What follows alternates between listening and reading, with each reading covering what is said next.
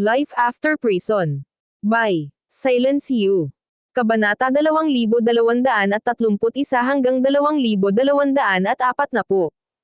Bakas sa mukha ni Zia ang takot at lamig ang bumalot sa kanyang gulugod. Kung tutuusin, ang mga natamo nila ni Hasa ay nasa parehong antas, ngunit hindi man lang nakayanan ni Hasa ang pag-atake ni Severin.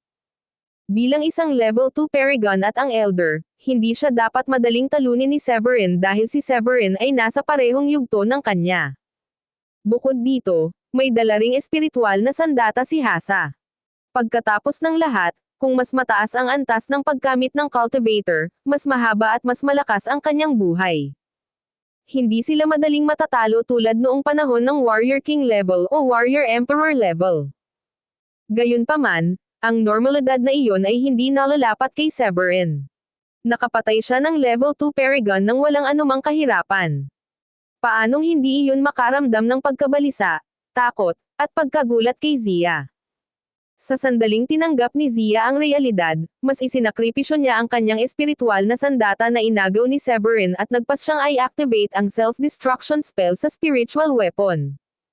Kung ordinaryong cultivator si Severin, may kumpiyansa si Zia na talunin siya.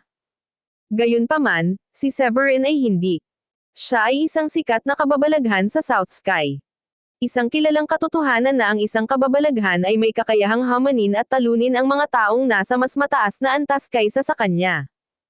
Alam niyang hindi siya kalaban ni Severin kaya pinili niyang sirain ang kanyang espiritual na kayamanan para pigilan si Severin para magkaroon ng oras ang kanyang kapamilya na makatakas. Bago pumutok ang espiritual na sandata, alam na ni Severin ang nauna at nag-improvise ng naaayon. Nag-activate siya ng isang kalasag upang protektahan ang kanyang katawan upang hindi siya maapektuhan ng pagsabog. Sa kabila ng mabilis na reaksyon, tinamaan pa rin siya ng shockwave mula sa pagsabog at pinasabog siya ng ilang talampakan ang layo. Nahihilo ang kanyang ulo at nakarinig siya ng ingay mula sa magkabilang tenga.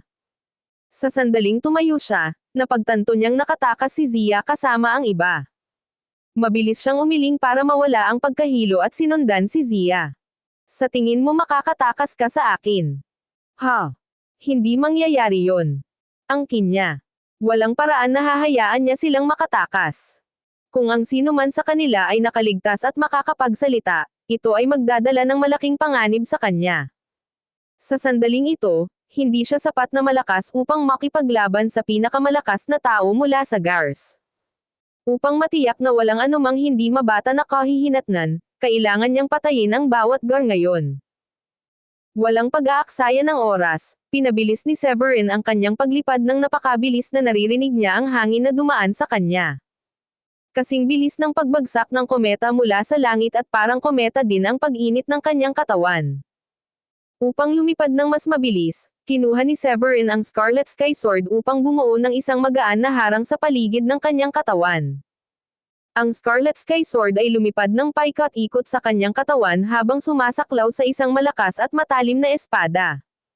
Nakita ni Zia na nangunguna sa iba si Severin na lumilipad sa likuran nila. Alam niyang hindi titigil si Severin hanggang sa mamatay silang lahat.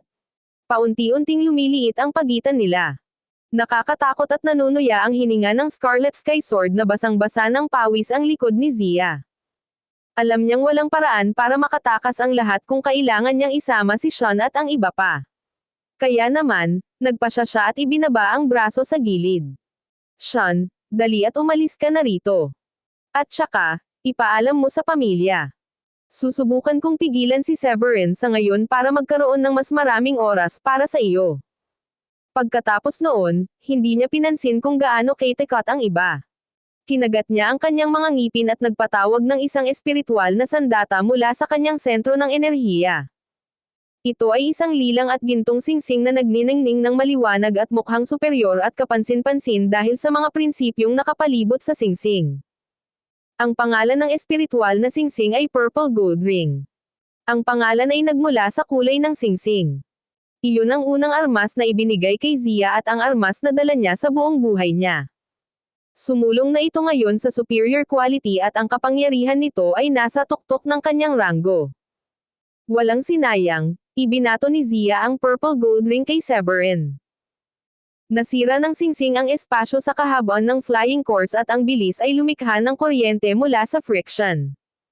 Nagiba ang kulay ng langit at hindi nakayanan ng lupa ang lakas ng sinag na nagsimula itong pumutok. Nakita ni Severin ang paparating na pag-atake, itinaas ang kanyang kilay, at nginisyan. Tumigil ka sa pakikibaka at humanda sa kamatayan. Pagkatapos ay inihagis niya ang Scarlet Sky Sword bilang ganting pag-atake. Lumipad ito sa kalangitan kasabay ng bilis ng kidlat. Ang espada ay kumikinang at pinasabog ang singsing sa malayo. Sa mga oras na iyon, si Severin at Zia na lang ang naiwan sa lugar na iyon. Pareho silang nakahover sa langit habang sinasaklaw ang hininga ng kanilang Paragon. Nililipad ng hangin ang kanilang buhok. Dahil hindi gumana ang pag-atake, ibinalik ni Zia ang singsing sa kanyang kamay. Tumingin siya kay Severin. Severin, naiintindihan kong bastos ang ginawa namin. Sana'y hayaan mo akong humingi ng tawad sa iyo. Sinusubukan niyang mag-stall ng maraming oras hanggat maaari upang maabot ni Sean ang labas ng mundo at humiling ng tulong. Pagkatapos nito, ipapadala ng pamilya ang kanilang pinakamalakas na cultivator upang iligtas ang kanilang buhay. Naniniwala siyang hindi magkakaroon ng pagkakataon si Severin noon. Sa pag-iisip na iyon, mabilis siyang nag-isip ng higit pang mga paraan upang maghanap ng mas maraming oras. Kaya gusto mo nang humingi ng tawad sa akin ngayon. Sayang, huli na ang lahat para dyan. Naiinis na sagot ni Severin. Halatang halata kung ano ang sinusubukang gawin ni Zia at hindi ito binibili ni Severin. Nadismaya si Zia na hindi natuloy ang plano niya. Malungkot niyang sabi. Pag-isipan mong mabuti. Gusto mo ba talagang maging kalaban ng mga Gar? Alam mo bang may mga Royal Paragon Cultivator kami sa pamilya? Kung mamatay kami ni Sean dito ngayon, tiyak na pupunta ang Padre de Pamilya sa Grundy Uno Sec para hanapin ka. Sa tingin mo, mapoprotektahan ka ni Oscar. Sa kabila ng pagbabanta, ngumiti si Severin at tumanggo.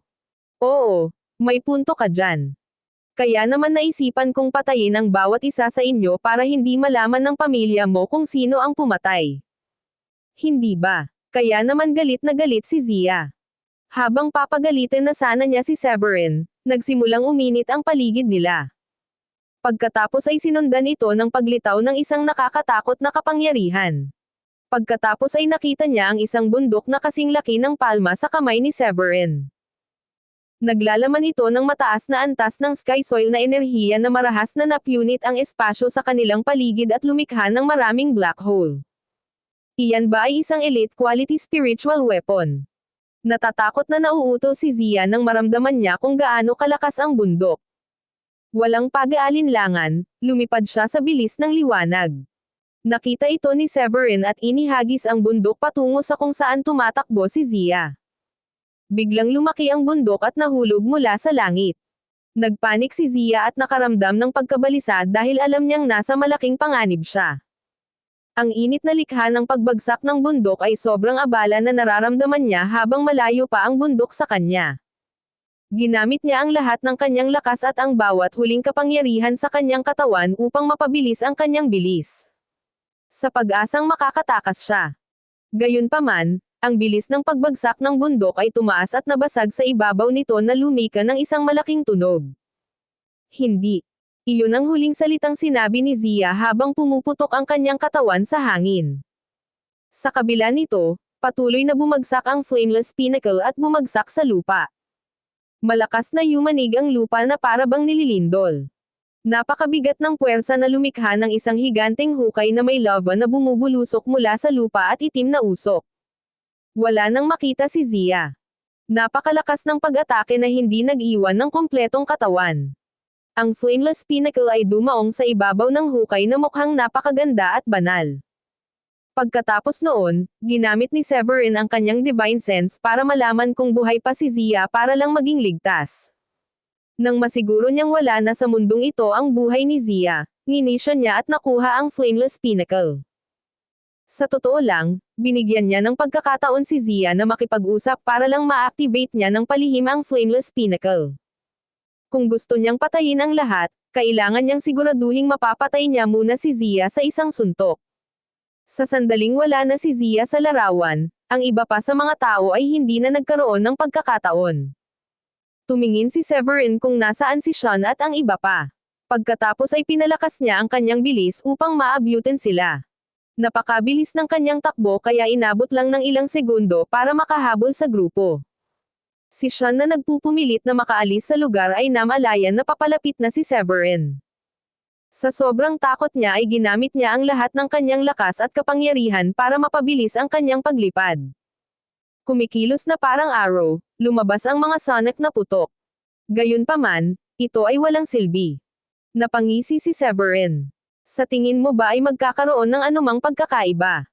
Si Sean ay walang iba kundi isang level 9 Supreme Saint. Kahit na ginamit niya ang lahat ng kanyang kapangyarihan, ang kanyang bilis ay hindi magiging sapat na mabilis para makatakas siya kay Severin. Sa sandaling mas maliit ang agwat, inutusan ni Severin ang Scarlet Sky Sword na bumaril ng ilang mga sinag ng espada sa ibang mga tao. Kinilabutan si Sean nang makitang isa-isang bumagsak ang kanyang mga kasama sa paligid matapos tamaan ng mga sinag ng espada. Ang lahat ng ito ay isang hindi pagkakaunawaan. Kinakabahang inangkin ni Sean habang tinatanggap niya ang kapalaran na ang kanyang bilis ay hindi sapat na mabilis upang makatakas sa sitwasyon. Mukhang kalmado si Severin. Bigla siyang tumayo sa likod ni Sean na may hawak na Scarlet Sky Sword. Sa sobrang takot ni Sean ay hindi niya napigil ang manginig nang malaman na isang braso lang ang layo ni Severin sa kanya. Pakiramdam niya ay unti-unting gumagapang sa kanya ang kamatayan. Sa sumunod na segundo, inihampas ni Severin ang kanyang espada kay Sean. Isang sword beam ang tumama sa likod ni Sean at nabasag ang kanyang damit. Sa sandaling nataman siya, naging itim ang kanyang paningin. Pakiramdam niya ay umaagos din ang dugo sa kanyang lalamunan. Malinaw, ang tama na iyon ay nasugatan siya ng husto na hindi man lang siya makakalipad sa parehong taas. Para iligtas ang sarili, sumigaw siya. Kung bibigyan mo ako ng buhay ngayon, ipapaalam ko sa iyo ang isang sikreto ng mabangis na bundok ng hayop. Dahil doon, hindi inilunsad ni Severin ang planong pag-atake.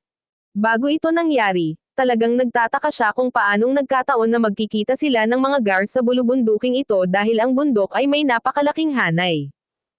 Ngayong naisip niya ito, mukhang may hinahanap talaga ang mga guard nang makilala niya sila. Tanong ni Severin. Anong sikreto? Labis na ikinatuwa ni Sean na nagkaroon ng interes si Severin sa sikreto. Sasabihin ko lang sa'yo kung nangako kang bibitawan mo ako. Kung gayon kalimutan mo na iyon. Ngumisi si Severin. Biglang, ang Scarlet Sky Sword ay gumawa ng basang sound na napakatalim na maaaring makahiwa ng mga tao. Ang antas ng espada ay tataas din ng husto. Nagulat si Sean. Huwag. Sasabihin ko sa'yo ngayon. Ayon sa impormasyong nakalap ng aking mga ninuno, mayroong isang relic ng isang evil practitioner mula sa sinaunang panahon dito. May isang seksyon ng Chaotic Evil Practitioner's Arm sa mga sinaunang guho. Ibinunyag ni Sean. Maaari mong kunin ang Chaotic Evil Practitioner's Arm basta bitawan mo ako. Nang marinig iyon, napakunot ang noo ni Severin. Batid niya na mayroong relic ng isang masamang practitioner mula pa noong unang panahon dito sa bundok dahil ito ang lugar ng kapanganakan ng Fire of Nine Ghosts. Gayunpaman, hindi niya alam na may bahagi rin ng Chaotic Evil Practitioner's Arm sa relic. Nakakagulat na malaman ang impormasyong ito ngayon. Ayon sa kanyang memorya, ang Chaotic Evil Practitioner's Arm ay isang malakas na kasanayan mula sa Sacred Land of Evil Practitioner. Kung matutunan ng isang tao ang kasanayang iyon, magkakaroon siya ng kapangyarihang agawin ang base ng kanyang kalaban. Isang napakasama at possessive na uri ng kasanayan. Napaisip si Severin. Sa palagay ko ang relikya ay hindi kasing simple ng inaakala ko. Pagkatapos nito, pinalakas niya ang kanyang espiritual na enerhiya sa espada upang lumikha ng isang sword beam. Severin. Paano mo nagawang sirain ang pangako mo kahit sinabi ko na ang sikreto? Takot na saway ni Sean matapos niyang makita ang papasok na sword beam. Mabilis niyang inilabas ang kanyang espiritual na sandata sa pagtatanggol upang harapin ang pag-atake. Dinaikit ni Severin ang daliri sa tenga at walang pakialam na sinabi. Kailan ko ipinangako sa'yo yan? Namula ang mukha ni Sean sa galit nang maalala niyang ibinunyag lang niya ang sikreto nang hindi napapansin kung pumayag si Severin sa proposal. Ikaw. Akmang gagawa siya ng isa pang panukala, tumigil siya sa pagsasalita at naging kakilakilabot ang kanyang mukha. Nakarating na ang Scarlet Sky sa kanyang likuran nang hindi niya napapansin. Ang matalim na talam ay tumagos sa kanyang katawan mula sa likod na may napakalaking kapangyarihan. Sinira ng kapangyarihan ang kanyang organ at ang kanyang primal spirit. Sa pagtingin sa bangkay ni Sean, ipinatawag ni Severin ang Scarlet Sky Sword pabalik sa kanyang kamay. Samantala, hindi niya nakalimutang kolektahin ang spatial ring ni Sean. Pagkatapos nito, iniskan niya ang buong lugar sa kanyang banal na sentido upang makita kung sino mang tao mula sa gar ang nakatakas. Pagkatapos, bumalik siya sa pinanggalingan niya. Samantala, mayroong isang abalang lungsod sa paligid ng ilang libong milya ang layo mula sa Fierce Beast Mountain. Ang mga bubong ng mga gusali ay pininturahan ng kulay ginto. Ang haligi ay may mga ukit upang bigyang diin ang kamahalan ng gusali. Ang aurora ay nasa ibabaw ng langit. Ito ay walang iba kundi ang tirahan ng mga Gars. Sa isang gusali, may isang alagad na namamahala sa pagbabantay sa lahat ng soul lantern ng bawat miyembro ng pamilya. Mukha siyang nagulat at nabigla nang makita nila ang apoy ng maraming soul lantern na lumabas. Kasama sina Sean, Zia, at Hasa. Yung mga miyembrong pumunta sa Fierce Beast Mountain. Bilang karagdagan, ang kanilang tag ng buhay ay nasira din. Alam ng mga alagad na may masamang nangyari. Pagkagising niya sa gulat ay mabilis siyang tumakbo palabas. May nangyaring masama. Ilang sandali, ilang elder ang dumating at nakita ang madilim na parol ng kaluluwa at sirang life tag. Ang ulo ng pamilya ay nasa kanyang 50 at isang level 9 paragon. Ang kanyang sideburn ay naging kulay abo. Nag-aapoy ang mga mata niya nang sabihin niya sa galit na tono. Alamin ang nangyari. Agad-agad. Nahirapang huminga ang mga alagad at elder dahil sa nakakatakot na hininga na ibinubugbog ng pinuno.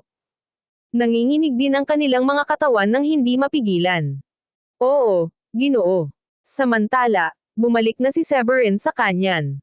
Wala siyang ideya na ang pagkamatay ni Sean, Zia, at ng iba pa ay nagdala sa mga Gars sa ganap na gulo. Habang lumilipad siya patungo sa mas malalim na bahagi ng kanyan, nakasalubong niya ang makamandag na putik. Isa itong malaking kanyan. Lalong kumapal ang makamandag na murk nang lumipad papasok si Severin. Bigla niyang napansin na may pasukan sa isang matarik na bahagi ng lambak. Parang gawa ng mga lalaki. Marahil ay matagal nang nandoon, ang ibabaw ay natuyo sa mga bitik at maraming hindi pantay na ibabaw dahil sa lagay ng panahon. Inilabas ni Severin ang kanyang banal na pakiramdam upang galugarin ang kuweba.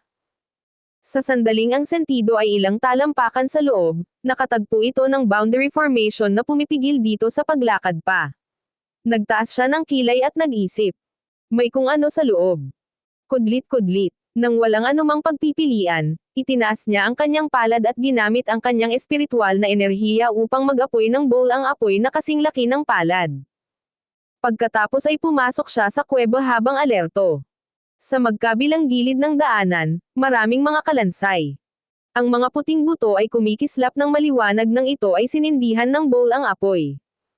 Tila ang ilang hanay ng mga kalansay ay may isang patong ng gel na tumatakip sa kanila habang sila ay mukhang semi-transparent. Sa katunayan, nakita rin ni Severin ang dalawang set ng gintong kalansay na nakahandusay sa lupa. Walang alinlangan, ang dalawang kalansay na iyon ay ginamit upang maging mga paragon. Habang ang mga cultivator ay naging paragon, ang kanilang mga katawan ay makakatagpo ng isang bagong pagbabago kung saan ang kanilang dugo ay naging parang lava mula sa isang bulkan at ang kulay ng kanilang mga buto ay naging kulay ginto. Kapag nakumpleto na ang pagbabago, ang mga cultivator ay tunay na naging paragon. Batay sa pagkasira ng balangkas, ang mga kalansay na iyon ay naroon ng hindi bababa sa mahigit 1,000 taon sa itaas. Dahil sa katotohanang iyon, itinaas ni Severin ang kanyang pagbabantay at hindi nang ahas na magmadali. Inilabas niya ang kanyang divine sense para subaybayan ang lugar para malaman niya kung may panganib sa paligid niya. Makalipas ang ilang hakbang, narating niya ang boundary formation. Sa sandaling suriin niya ang porma sayon, Napagtanto niyang ang pagsira sa porma sayon ay isang madaling trabaho. Ang porma sayon ay dapat na naroon higit sa 10,000 taon na ang nakalilipas at hindi na gumagana tulad ng nararapat. Walang pag-aaksaya ng oras, inipon niya ang kanyang kapangyarihan sa kanyang palad at binasag ang porma sayon. Pagkatapos ng maikling panahon ng panginginig ng boses, nabasag ang porma sayon at nagkalat sa libu-libong pirasong malasalamin upang ipakita ang kuweba. Tuwang-tuwa si Severin nang makita ang kuweba. Bigla siyang nakarinig ng galit na dagandong na lumabas mula sa kuweba. Pagkatapos ay sinundan ito ng kakaibang hininga at tili. Hindi iyon matatakot sa akin. Sigaw niya. Isang kurap ng liwanag ang lumitaw at ang Scarlet Sky Sword ay lumipad mula sa kanyang kamay patungo sa loob ng kuweba. Lumipad ito hanggang sa bumangga ito sa isang bagay na nagdulot ng malaking spark. Pagkatapos ay tumalbog ito pabalik kay Severin. Laking gulat ni Severin nang makita ang kinalabasan. Sa pagkakataong ito, inilipat niya ang napakaraming espiritual na enerhiya sa espada. Sindihan mo. Sigaw niya. Ang Scarlet Sky Sword ay lumiwanag ng maliwanag na parang ang espada ay isang sumisikat na araw. Ang gintong sinag ay bumaril sa yungib at nagliwanag sa dilim. Sa tulong ng gininto ang sinag, malinaw na nakita ni Severin ang yungib. Mayroong isang linya ng mga kalansay na may taas na 3 talampakan. Hindi iyon mga kalansay. Sa halip, sila ay mukhang gawa sa kristal dahil sila ay transparent at malinaw na hitsura. Gayunpaman, sila ay kasing tigas ng mga diamante. Alam ito ni Severin dahil ang kanyang Scarlet Sky ay hindi gumawa ng anumang dent sa mga kalansay ngayon lamang. Habang papalapit ang gintong sinag sa mga kalansay, isang kakaibang sitwasyon ang nangyari. Ang mga guwang na mata ng mga kalansay ay may apoy na lumilitaw sa loob. Parang nakakatakot na parang horror movie. Pagkatapos nito, sabay-sabay na itinaas ng mga kalansay ang kanilang mga braso at nagsimulang lumabas ang itim na usok mula sa kanilang mga katawan. Ang itim na usok ay tumaas sa hangin upang bumuo ng kakaibang anyo ng tao. Ang mga kalansay ay nagbigay ng mapanukso at nakakatakot na tawa. Lumipad ang Scarlet Sky Sword sa pamamagitan ng itim na hugis taon na usok at tumagos sa dingding ng kuweba. Sa puntong ito, alam ni Severin na ang mga kalansay ay mas malakas kaysa sa kanyang inaakala dahil muli, ang espada ay nabigo sa anumang pinsala sa balangkas. Tulad ng inaasahan, may napakaraming mali sa lugar na ito. Bulong niya sa sarili. Pagkatapos nito, tinawag niya ang Dark Gold Bell at pinasadahan ito sa itaas ng kanyang ulo.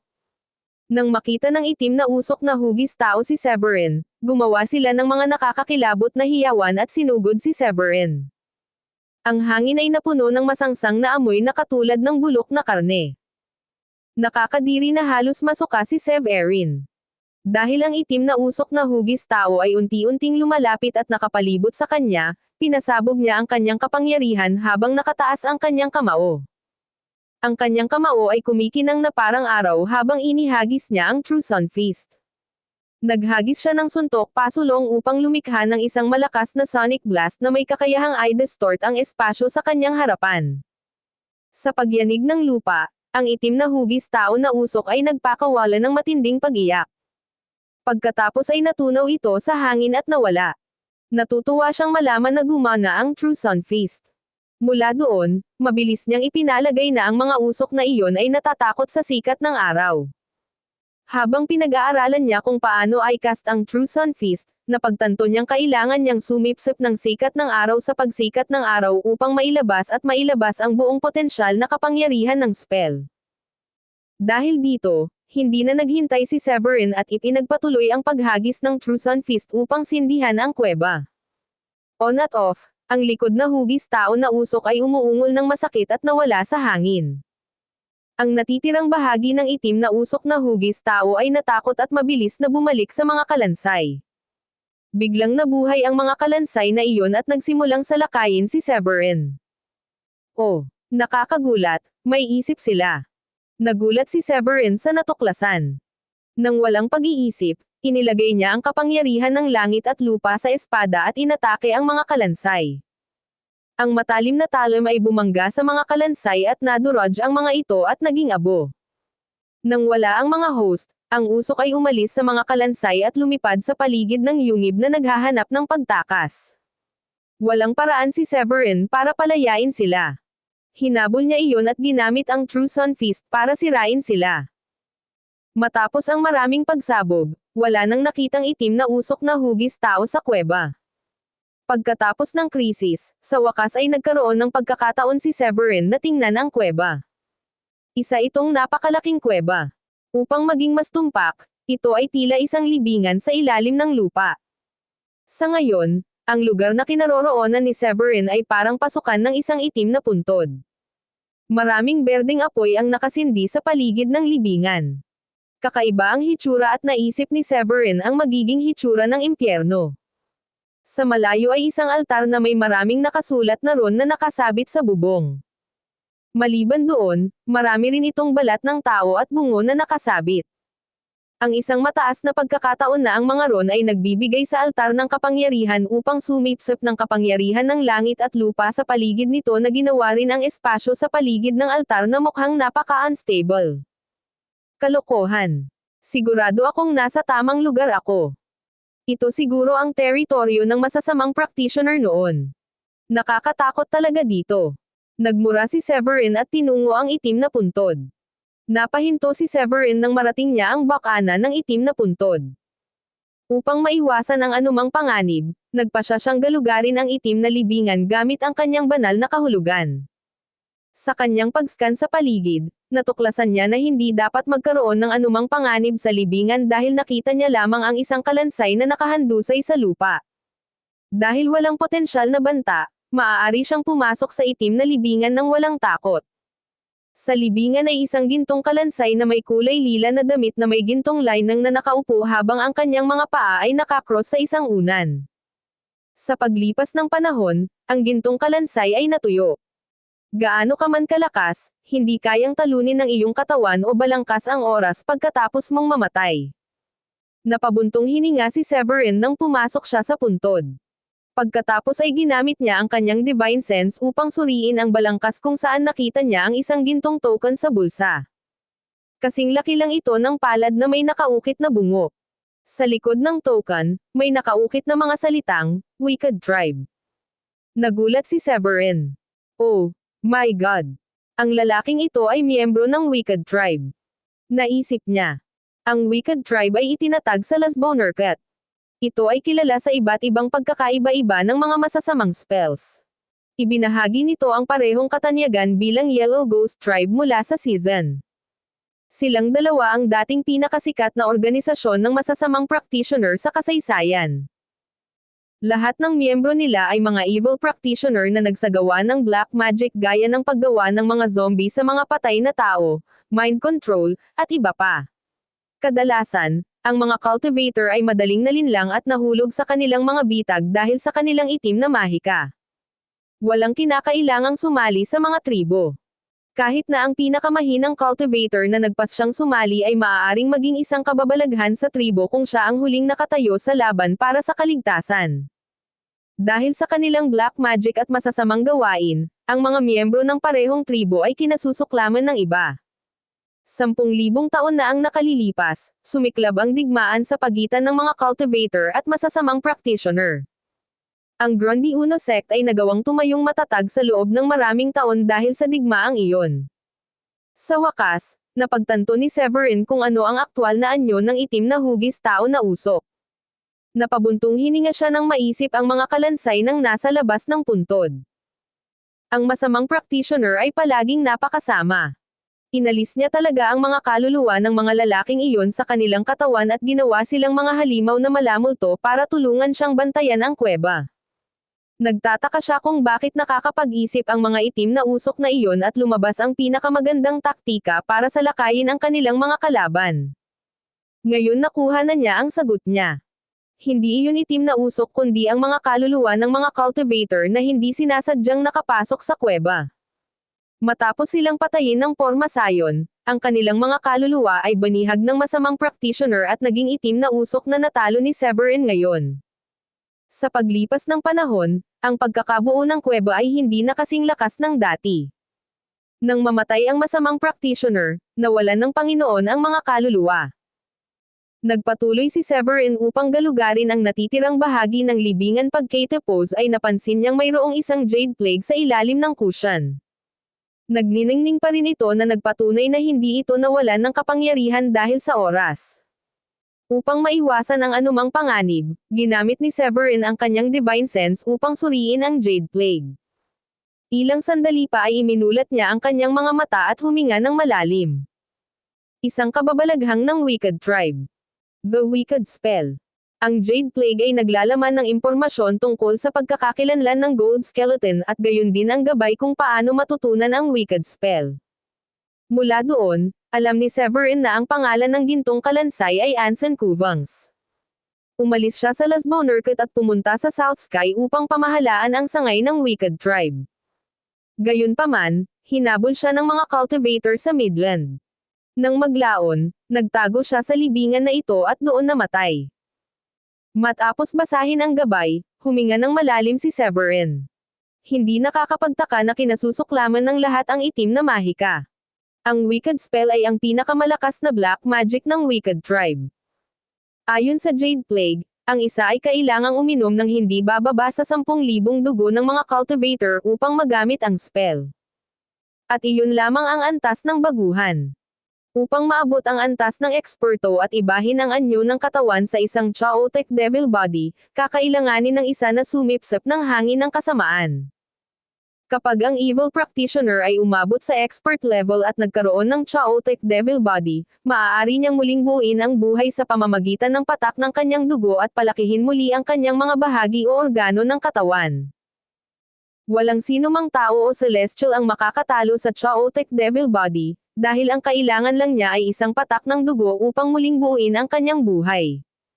Kung ikukumpara sa The Book of True Void Enlightenment na mayroon si Severin o sa Grundy Uno Treasured Notes, ang Wicked Spell ay mas malakas. Hindi man lang ito nangangailangan ng anumang espesyal na pangangailangan. Kahit sinong tao ay madaling matutunan ang Wicked Spell. Kung naabot niya ang antas ng dalubhasa, mayroon siyang kapangyarihan na kasing lakas ng anumang kababalaghang may divine constitution. Matapos basahin ni Severin, mabilis niyang itinago ang Jade Plague sa kanyang spatial ring.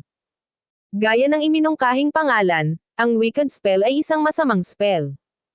Madali itong matutunan at tinuruan din nito ang practitioner ng maraming paraan para makatakas sa kaso ng emergency o sitwasyong nagbabanta sa buhay at marami ring masasamang pakulo at spells. Sa totoo lang, habang mas natuto si Severin tungkol sa spell, lalo siyang nananabik at natutokso na gawin ito. Gayunpaman, pinigilan niya ang pagnanasa sa pamamagitan ng kanyang malakas na pag-iisip. Ang Wicked Spell ay talagang napakalakas. Gayunpaman, alam ni Severin na kung natutunan niya ito, unti-unti siyang mahuhumaling sa black magic at magiging isang evil practitioner. Sa pag-iisip na iyon, mabilis siyang umalis sa puntod para tumungo sa altar. Ayon sa kanyang impormasyon, ang apoy ng siyam na multo ay inilalagay sa gitna ng altar. Gaya ng inaasahan, nakakita siya ng asul na apoy na nagninangas sa gitna ng nasa altar siya at nakaramdam siya ng kasiyahan. Ang Fire of Nine Ghosts ay umiral lamang sa lugar kung saan ito ay may mataas na antas ng hangin ng kasamaan. Ito ay may kahanga-hangang epekto sa pagkontrol sa banal na kaluluwa ng isang tao. Ang mga banal na kaluluwa ng mga cultivator na hindi pa umabot sa Paragon stage at hindi napalitan ang kanilang primal spirit sa solar spirit ay mas madaling makaranas ng pinsala. Lalo na kung inatake sila ng Fire of Nine Ghosts. Ang pinsalang natamo ay mas mataas kaysa sa soul devouring nail Tobias. Naglakad si Severin at nagtaas ng kamay. Lumilipad sa paligid niya ang kapangyarihan ng langit at lupa. Bawat selula sa kanyang katawan ay kumikinang ng maliwanag at hinihigop ang lahat ng kapangyarihan ng langit at lupa. Di nagtagal, ang kanyang espiritual na enerhiya ay bumuo ng isang hindi nakikitang kamay na ginamit niya upang agawin ang Fire of Nine Ghosts. Nang nasa kamay na niya ang Fire of Nine Ghosts, sinimulan nitong sunugin ang primal spirit ni Severin. Ilang segundo lang ay natakpan si Severin ng asul na apoy. Kahit na siya ay isang paragon at ang kanyang banal na kaluluwa ay dumaan sa isang epikong pagbabago, siya ay nasa sakit pa rin na parang may ilang libong karayom na tumutusok sa kanya. Mabilis niyang binato ang Lotus Wildfire spell at sumigaw. Tumigil ka. Ang Lotus Wildfire ay isang fire combat technique na nilikha ng wildfire. May kakayahan itong kontrolin ang lahat ng uri ng apoy. Dahan-daang naapula ang apoy kay Severin at ang Fire of Nine Ghosts ay lumiit na kasing laki ng hinlalaki. Sa puntong ito, mabilis na itinatak ni Severin ang Fire of Nine Ghosts gamit ang kanyang espiritual na enerhiya. Nang maglaon, ginawa niya ang ayon sa gabay ng Lotus Wildfire, at inilagay ang Fire of Nine Ghosts sa kanyang sentro ng enerhiya. Makalipas ang kalahating oras, puno ng pawis ang noo ni Severin. Huminga siya ng malalim. Hindi nasayang ang kanyang pagsisikap dahil sa wakas ay napaamo na niya at nakontrol na niya ang Fire of Nine Ghosts. Sa pagtingin sa kanyang sentro ng enerhiya, ang Fire of Nine Ghosts ay umaaligid sa kalangitan kasama ng Chaotic Sword Shadow. Tuwang-tuwa talaga siya sa sarili niya. Oo, nakuha ko na ang Fire of Nine Ghosts. Isang hakbang na lang ang layo ko sa pag-advance sa expert level ng True Sun Feast. Nang maayos na ang lahat, naglaan siya ng oras at nagpahinga. Pagkaraan ng ilang sandali, lumukso siya sa hangin at nagpatuloy sa paggalugad sa iba pang lugar ng kuweba. Ayon kay Sean, nasa kuweba rin ang Chaotic Evil Practitioner's Arm. Kahit na ang Chaotic Evil Practitioner's Arm ay walang silbi kay Severin, ito ay isang hindi mabibaylang bagay. Ang Chaotic Evil Practitioner's Arm ay maaari lamang malikha ng mga kababalaghan ng Wicked Tribe at Yellow Ghost Tribe. Kung mahahanap ito ni Severin, maaari niya itong ibenta o palitan ng maraming alchemical na 7th grade o 8th grade. Kaya naman, hindi siya papalampasan sa pagkakaroon ng kayamanan. Habang siya ay nasa himpapawid, inilabas niya ang kanyang banal na pakiramdam upang maghanap sa paligid. Samantala, gumawa rin siya ng bowl ang apoy para hawakan ito sa kanyang kamay. Ang dilim ay itinaboy ng ang bowl ang apoy ay nagbigay ng liwanag na kailangan ni Severin upang makita ang kuweba. Gaya ng nabanggit kanina, ang laki ng kuweba ay humongous. Maliban sa altar, maraming mga gusali sa paligid ng libingan na ang altar ay nasa gitna. Di nagtagal, ang kanyang banal na pakiramdam ay umabot sa isang hadlang malapit sa isang gusali na hindi masyadong malayo. Ibig sabihin may formation. Kung ang isang gusali ay nangangailangan ng isang porma sayon upang maprotektahan ito, maaaring mayroong kayamanan sa gusali na nangangailangan ng proteksyon. Ito ang libingan ni Anson Kuvangs, ang kababalaghan ng Wicked Tribe. Nang siya ay pumanaw, siya ay isang level 7 o level 8 paragon. Siguradong marami siyang nakolektang kayamanan sa kanyang spatial ring noong nabubuhay pa siya. Sapat na para sa isang cultivator upang mamuhay ng isang mabungang buhay. Gayunpaman, hindi na diskubre ni Severin ang anumang spatial ring o kayamanan nang matagpuan niya si Anson. Iyon ay nangangahulugang ang kayamanan ni Anson ay dapat na nagtatago sa ibang lugar. Umiling si Severin at lumipad patungo sa gusali. Habang siya ay nasa pasukan, isang light blue light pillar ang bumagsak mula sa langit at bumaba ng ilang milya ang layo mula sa kanya. Sinabi sa kanya ng kanyang sixth sense na napakadelikado ng light pillar. Kahit sa kasalukuyan niyang natamo, pakiramdam niya ay may pinuntirya siya. May hindi maganda sa pakiramdam. Delikadong lugar ito. Kailangan kong maging maingat, sabi ni Severin sa sarili. Kaagad, tinawag niya ang Dark Gold Bell at inilagay ito sa itaas ng kanyang ulo para sa proteksyon. Sa kabila noon, hindi pa rin siya nakakaramdam ng ligtas. Ikinumpas niya ang kanyang kamay at ginamit ang espiritual na enerhiya ng langit at lupa mula sa kanyang sentro ng enerhiya upang bumuo ng isang proteksyon na kalasag. Sa wakas, mas nakaramdam siya ng panatag.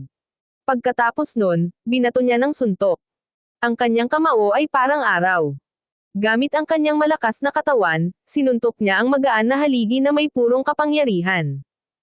Ang ilaw na haligi ay kumikislap ng isang segundo pagkatapos ng pag-atake. At iyon lang. Maliban sa kulay nito na medyo mas magaan kaysa dati, ang pag-atake ay hindi nagdulot ng pinsala.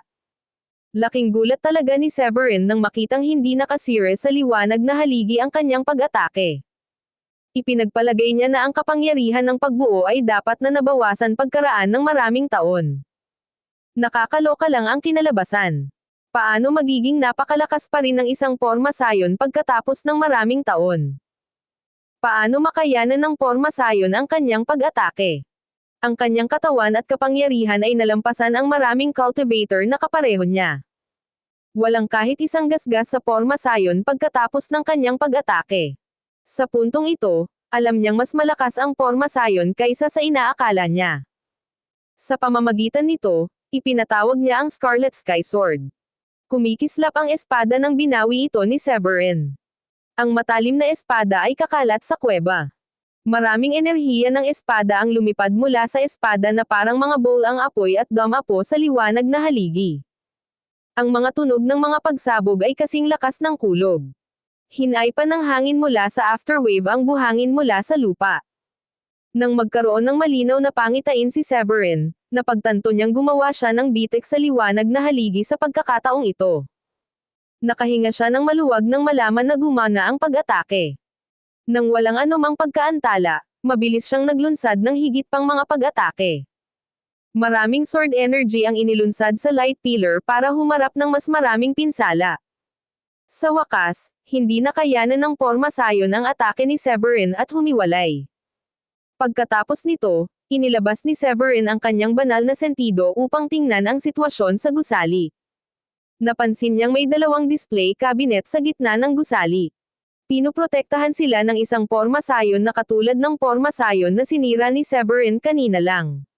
Nakatulong din ang light pillar na protektahan ang mga item mula sa pagkawatak-watak dahil sa oras. Tiningnan ni Severin ang unang display cabinet na may naka-display na maitim na braso. Ang braso ay naglalabas ng maraming masasamang enerhiya na naging sanhi ng hindi matatag na espasyo sa paligid ng braso. Iyon mismo ang hinahanap ng Arm Severin ng Chaotic Evil Practitioner. Pagkatapos nito, tumingin siya sa pangalawang display cabinet. Isang kulay berdeng jade pendant ang nakalock sa loob. Ito ay hinukitan ng mga sinaunang salita at naglabas ng mga prinsipyo ng batas. Hindi nito kailangan ng isang kababalaghan upang sabihin na ang item ay dapat na isang kayamanan din. Pagkatapos ay ginamit ni Severin ang kanyang banal na kahulugan upang tumingin sa paligid para sa anumang potensyal na panganib. Nang maalis na ito, walang takot na pumasok si Severin sa gusali. Nakatayo siya sa harap ng display cabinet.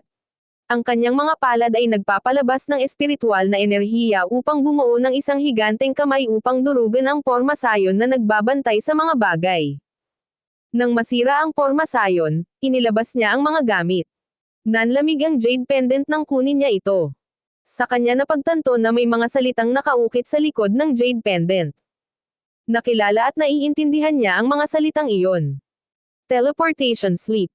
Napabuntong hininga siya at mas hinigpitin ang hawak sa jade pendant. Oh my God! Ito ay isang teleportation sleep. Bulalas niya. Ang sleep ay eksakto kung ano ang tawag dito. Maaari nitong mapunit ang espasyo at mag-teleport ng isang tao ilang libong milya ang layo. Gayunpaman, tumagal ng isang halimbawa ng maraming taon at lakas para lamang makalikha ng isang teleportation sleep. Isang kayamanan na nais ibigay ng bawat huwaran sa Blue Realm sa kanilang mga pamilya upang magamit sa kaso ng mga sitwasyong nagbabanta sa buhay. Ang kailangan lang ay basagin ang sleep at ang tao ay i-teleport palayo kahit anong sitwasyon ang kinaroroonan ng tao. Dahil sa espesyal na feature na iyon, ang teleportation sleep ay isang hindi mabibaylang kayamanan. Kahit na nasa iyo ang lahat ng pera sa mundo, hindi iyon ginagarantiya na makakabili ka ng isa. Walang Paragon ang talagang mag-aabala na gumugol ng mga taon at lakas upang lumikha ng teleportation slip para lang ibenta ito para sa pera. Talagang nagulat si Severin na natagpuan ang teleportation slip dito. Kaagad, iniskan niya ang slip gamit ang kanyang divine sense. Pagkatapos ng ilang paghinga, may malaking ngiti sa labi. Ang teleportation slip na ito ay gumagana pa rin.